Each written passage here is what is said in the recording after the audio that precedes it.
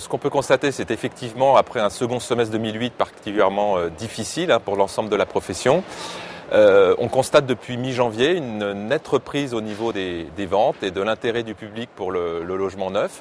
Et je pense aussi grâce essentiellement aux nouvelles mesures qui ont été prises, aussi bien en faveur de l'investissement locatif à travers le nouveau dispositif Cellier, particulièrement lisible et intéressant pour l'acquéreur, mais aussi dans le cadre de l'achat de la résidence principale avec notamment le doublement du prêt à taux zéro qui permet à une grande partie de la clientèle d'être mieux solvable pour pouvoir financer leur acquisition. D'accord. Donc on parle beaucoup du fameux nouveau dispositif Cellier. Est-ce que vous pouvez nous en dire un petit peu plus pour ceux qui ne connaissent pas ?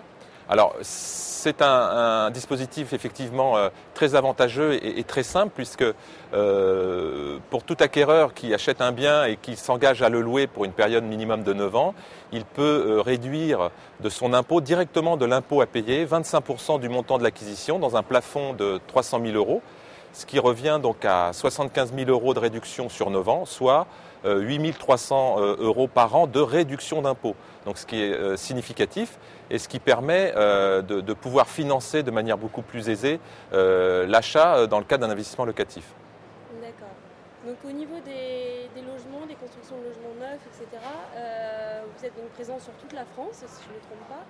Est-ce qu'il y a des régions où il y a de plus grandes différences ? Est-ce qu'il y a des régions qui vendent le plus, où les prix sont plus élevés ? Est-ce qu'il y a des grandes différences entre les différentes régions ? Non, pas forcément. Tout dépend du développement qu'on peut avoir sur certaines régions. Nous sommes effectivement présents nationalement, notamment plus particulièrement sur l'axe Lille, Paris, Lyon, Marseille, Nice, mais également sur le sud-ouest. Il y a des régions qui ont été plus touchées que d'autres par la crise parce que des régions offreuses en termes de volume de logements proposés à la vente. C'est vrai que la région Île-de-France reste une région très, très dynamique, mais également sur Rhône-Alpes, Nord-Pas-de-Calais et surtout sur la région méditerranéenne, tout le bassin méditerranéen. On a pu voir qu'il y avait toujours eu beaucoup d'engouement pour l'acquisition sur cette région. Et alors, est-ce que les prix vont continuer à baisser ? Il y a des correctifs, c'est-à-dire qu'aujourd'hui, c'est vrai qu'on constate un net regain des ventes, mais je pense que 2 mois d'activité ne font pas une année et qu'il faut rester particulièrement vigilant. On trouve certainement les acquéreurs aujourd'hui qui ne sont pas venus sur le second semestre. Les taux baissent.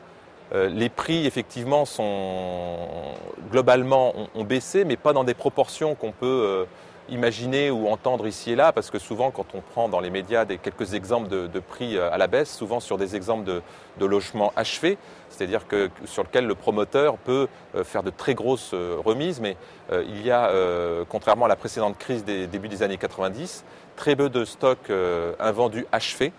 Et de ce fait, comme il y a une sous-production de logements neufs et qu'il y a une forte demande, même si un correctif s'est fait au niveau des prix, je pense que la baisse restera limitée, en sachant qu'après ça s'apprécie différemment selon les régions, les secteurs, même les communes, où c'est l'offre et la demande ensuite qui fera le prix. Et sur certains secteurs, l'offre étant toujours sous-représentée par rapport à une demande très, très active, les prix ne vont pas forcément baisser.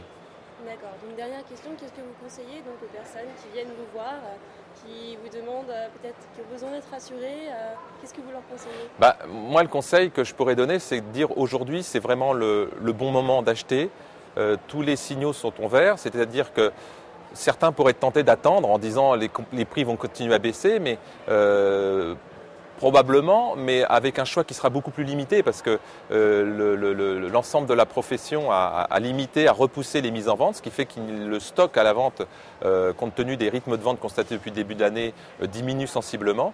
Donc là, pendant encore quelques mois, je pense qu'il y a l'effet conjugué d'une offre avec du choix, des taux particulièrement attractifs pour emprunter, des prix beaucoup plus raisonnables et une batterie de dispositions qui facilite l'acquisition, que ce soit pour la résidence principale ou l'investissement locatif. Donc il y a vraiment une fenêtre de tir en sachant qu'on ne sait pas quelle sera l'évolution et la conjoncture sur le second semestre.